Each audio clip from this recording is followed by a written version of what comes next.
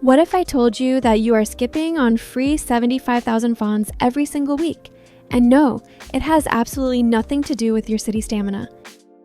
Today, I'm showing you how to unlock the Mammon Anomaly furniture, the weekly boss you gotta start farming in NTE.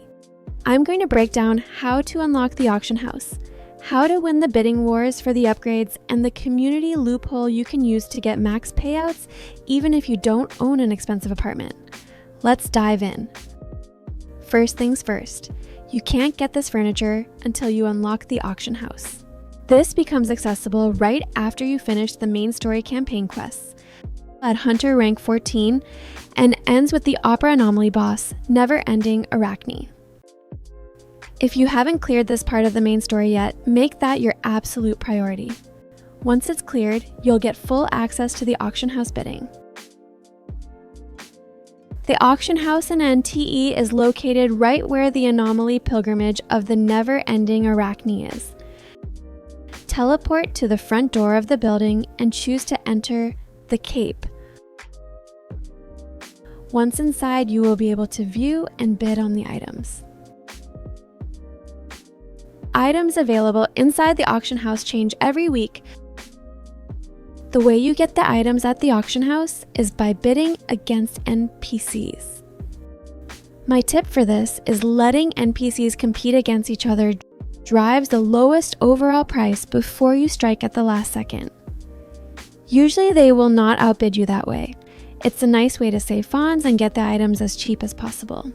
You can also write the number by which you want to outbid the opponents manually so you don't have to raise the price by a whole 200 Fons each time. Also, if you own Hotari, she can increase the amount of items available if you leveled her life skills. The items you will need for the Mammon Anomaly furniture piece are the following.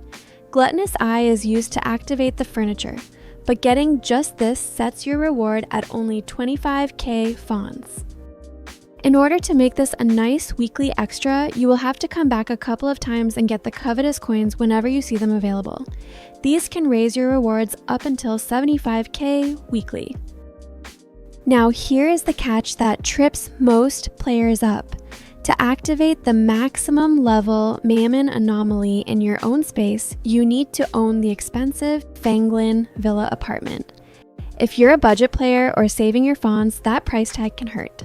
Even though you will anyway get there eventually since City Tycoon requires owning multiple properties to progress, until that moment, you do not need to buy that apartment to get the 75k payout. NTE allows you to fight the Mammon boss in someone else's apartment. If you have a friend who has the Mammon furniture maxed out, you can have him invite you to their world for the boss fight. Or try finding help in one of the community NTE Discord servers or by going to the multiplayer feature of the game. There are dedicated high-end apartment owners who open up their rooms and share their max level Mammon with the community. This takes less than 5 minutes once a week and keeps your city stamina completely free for your daily deliveries and owner selection runs. Are you going to grind out the Fons for the expensive apartment, or are you just going to use the Discord matchmaking method? Let me know in the comments. Smash that like button if this saved your wallet, subscribe for more hidden NTE secrets, and I'll see you next time.